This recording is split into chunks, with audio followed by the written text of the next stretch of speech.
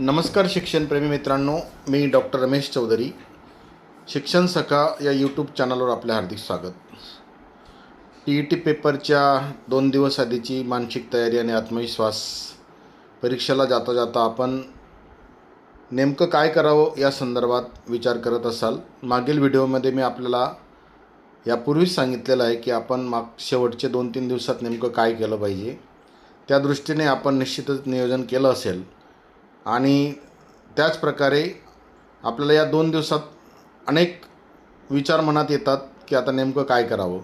माझा अभ्यास पूर्ण झाला आहे का? काही महत्त्वाचे पेपर सोडवले गेले ते राहिले आहेत.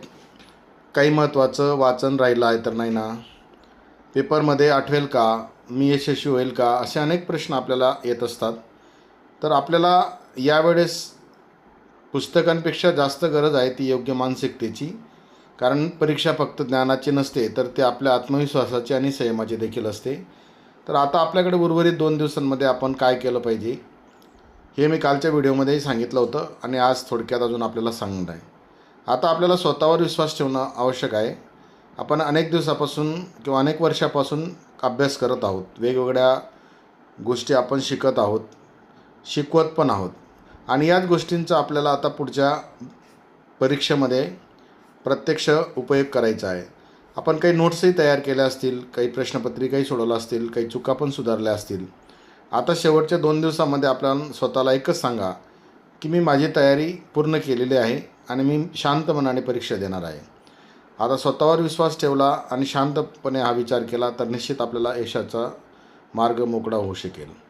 आता अजून आपल्या मनामध्ये प्रश्न असतात की इतरांच्या तयारीकडे आपलं लक्ष आपण देत असतो की माझ्यापेक्षा माझ्या मित्राचा चांगला अभ्यास झाला असेल किंवा आपल्या शाळेवरच्या दुसऱ्या शिक्षकाचा चांगला अभ्यास झाला असेल, त्याच्याकडे अजिबात लक्ष देऊ नका.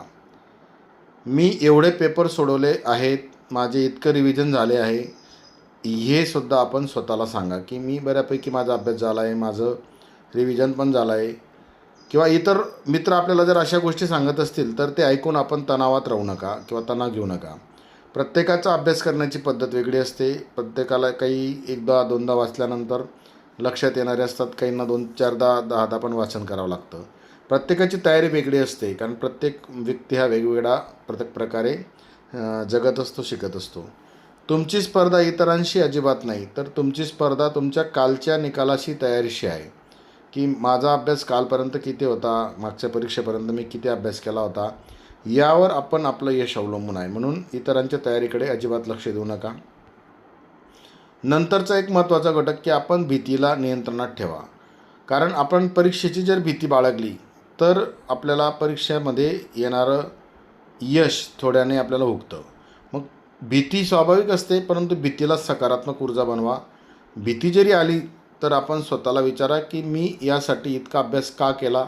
तर उत्तर मिळेल की मी आता शिक्षक आहे आणि मला TET परीक्षा पास व्हायची आहे किंवा मी शिक्षक होणार आहे.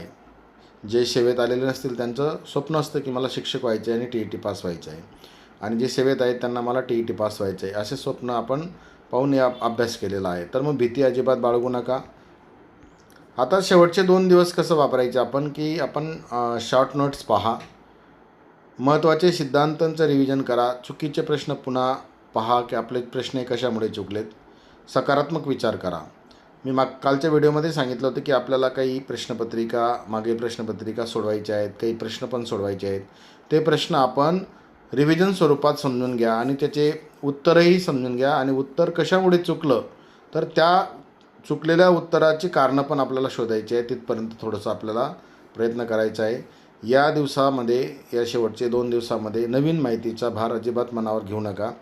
जे 2 दिवस आहेत ते आपले फक्त रिव्हिजन, शॉर्ट नोट्स आणि काही प्रश्न उत्तरे याच्यावर आपल्याला काढायचे आहेत.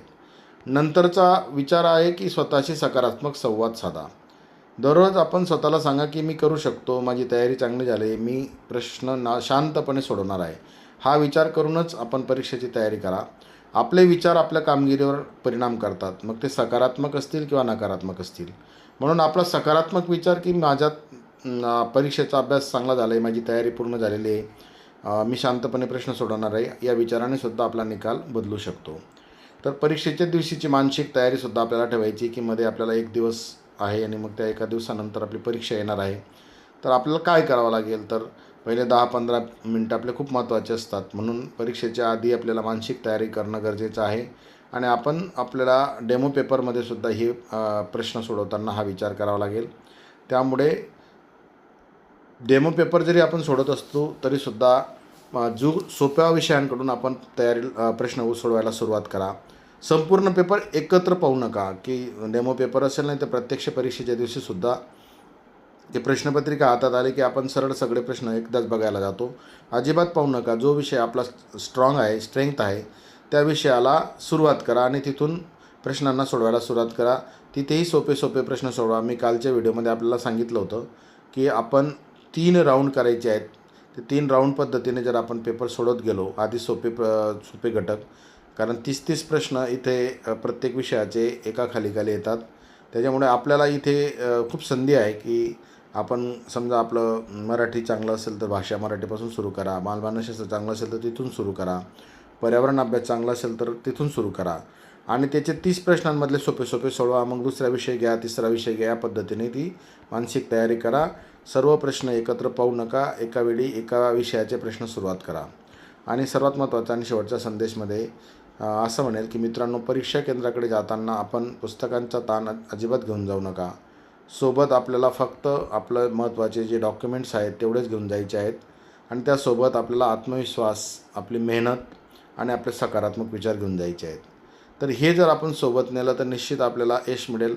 शांत मनाने दिलेली परीक्षा जी असते ती नेहमी चांगली जाते. आपण मेहनत केली आहे, आता स्वतःवर विश्वास ठेवा, तरच आपल्याला यश मिळेल. आणि यशासाठी आपल्याला ही मानसिकतेने तयारी करणं गरजेचं आहे. आपल्या या मानसिकतेच्या तयारीसाठी आणि TET परीक्षेसाठी मनापासून शुभेच्छा.